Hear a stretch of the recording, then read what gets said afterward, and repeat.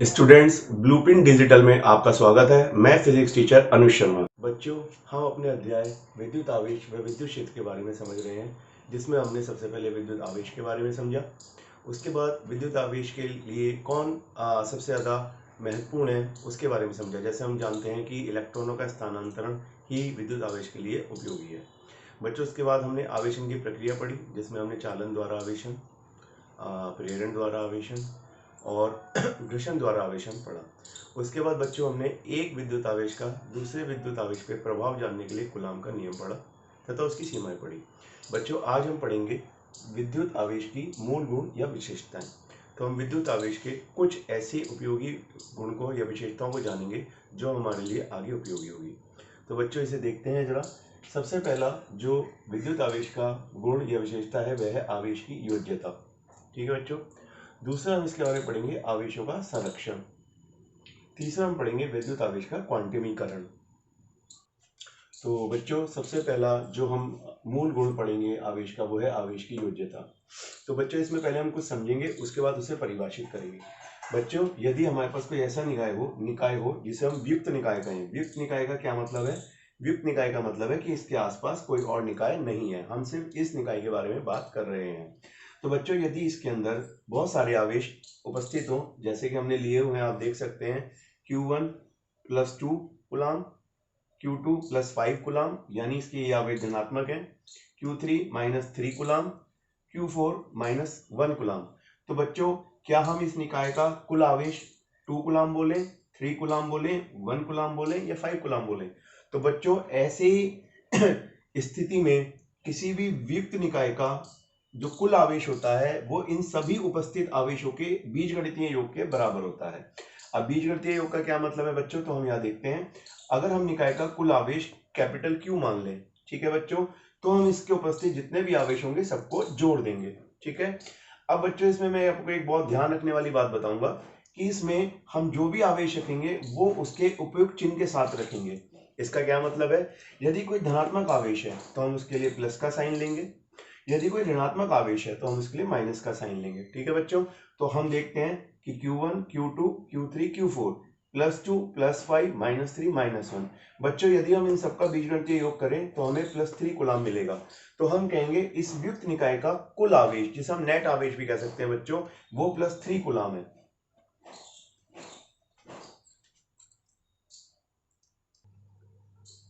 तो बच्चों, इसमें सबसे समझने वाली बात यह है, कभी भी आपको किसी भी निकाय का कुल आवेश निकालना हो तो उसमें उपस्थित सभी भी आवेश उसके उपयुक्त चिन्ह के साथ लिए जाएं। ठीक है। तो हम इस प्रकार कह सकते हैं कि किसी भी निकाय का कुल आवेश उसमें उपस्थित सभी आवेशों के, हम इसे परिभाषित करें, किसी व्युक्त निकाय का कुल आवेश उसमें उपस्थित सभी आवेशों के बीजगणितीय योग के बराबर होता है। ठीक है बच्चों। तो ये हमारा पहला जो आवेश की है मूल गुण या मूल विशेषता होती है। तो बच्चों, अब हम इस आवेश का दूसरा मूल विशेषता या मूल गुण पढ़ेंगे। तो बच्चों, आवेश की जो दूसरा मूल विशेषता है वो है आवेशों का संरक्षण। आवेशों का संरक्षण का क्या मतलब है? तो बच्चों, इसे हम पहले परिभाषित नहीं करेंगे, हम इसके बारे में समझेंगे। तो मैं आपको एक बहुत अच्छा उदाहरण देता हूं जिससे आपको बहुत अच्छी तरह समझ में आएगा। बच्चों, ये एक जो हमने समीकरण लिखी हुई है, ये एक नाभिकीय विखंडन की समीकरण है और आपने अपनी 10वीं क्लास में भी देखी होगी। बच्चों, ये एक यूरेनियम का परमाणु है जिसका परमाणु क्रमांक 92 है और इसका परमाणु भार 235 है।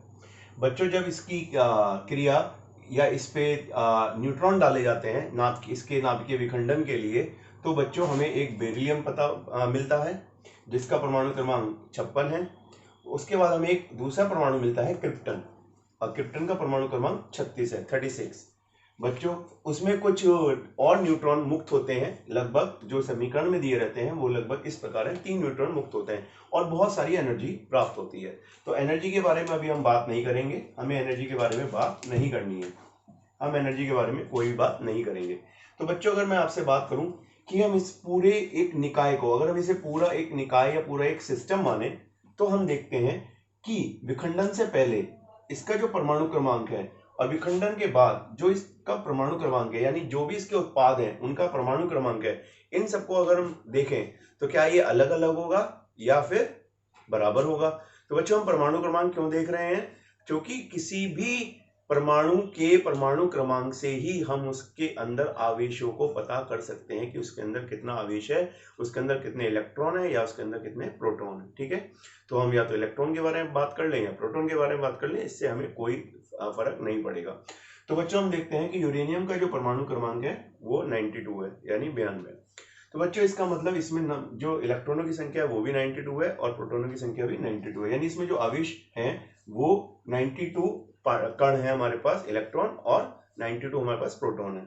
बच्चों अगर हम यहाँ देखें तो न्यूट्रॉन पे हम जानते हैं कोई भी नेट आवेश नहीं होता, यानी इसका कुल आवेश शून्य होता है। तो बच्चों अगर हम दोनों को इसको जोड़ के देखें तो हमारे पास कुल आवेश आएगा विखंडन से पहले 92। ठीक है बच्चों, अब बच्चों अगर विखंडन के बाद देखें कि हमें जो उत्पाद यानी जो भी हमें परमाणु जो एटम हमें मिले उनका आवेश कितना है, तो बच्चों यहाँ पे बेरिलियम का हमें परमाणु क्रमांक 56 मिलता है और हमें क्रिप्टन का परमाणु क्रमांक 36 मिलता है। बच्चों अगर हम इन दोनों को जोड़ दें तो ये कितना आएगा, ये भी 92 ही आता है, यानी पहले वाले जो हमारे दोनों एटम है न्यूट्रॉन और यूरेनियम के बराबर, कुल योग के बराबर।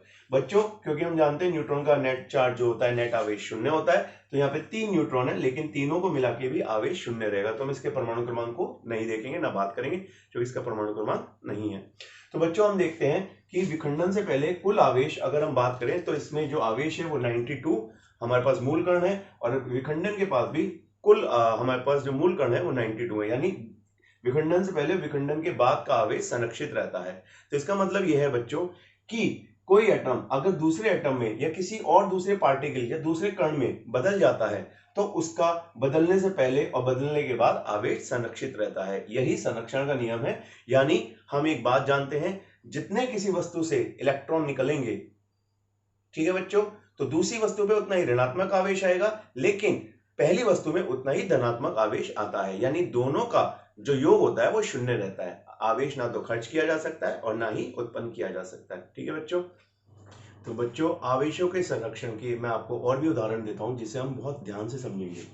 बच्चों हम फोटोन के बारे में सब जानते हैं, फोटोन को गामा से प्रदर्शित किया गया है।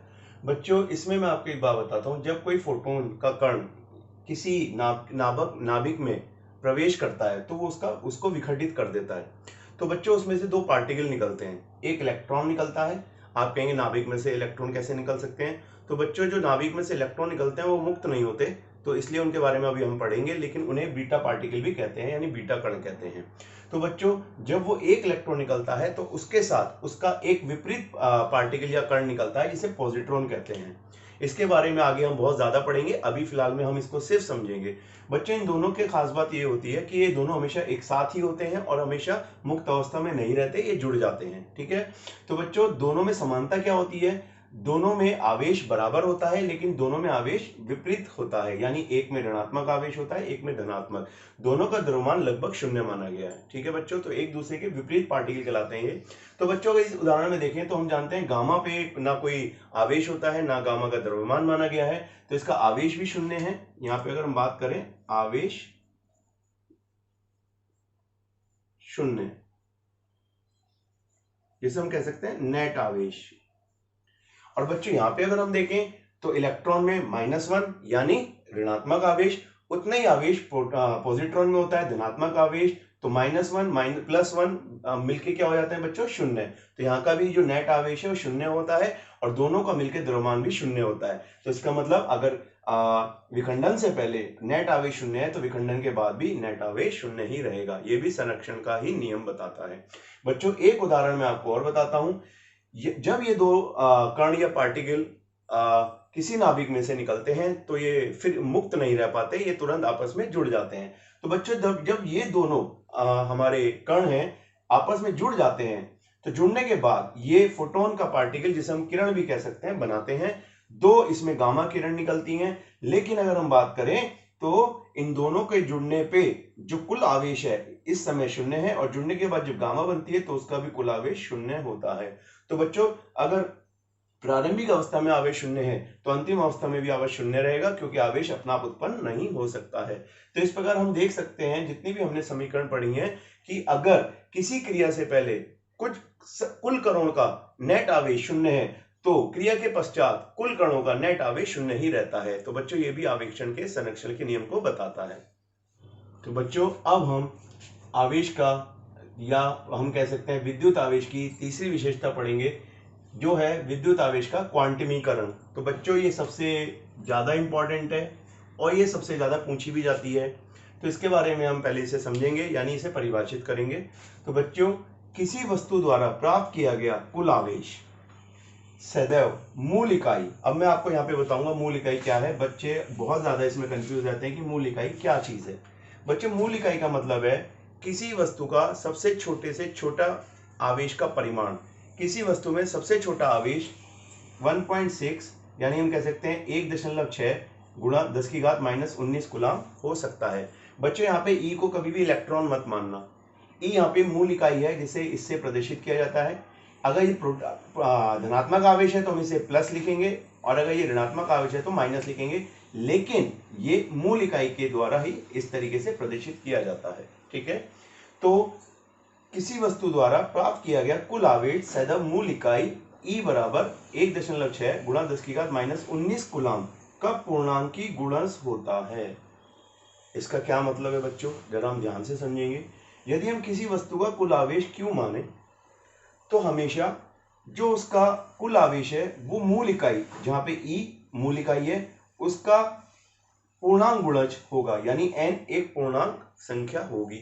ये धनात्मक भी हो सकती है बच्चों या ऋणात्मक भी हो सकती है, यानी हम कह सकते हैं n बराबर +-1 +-2 +-3 अनंत, कितना भी बच्चों।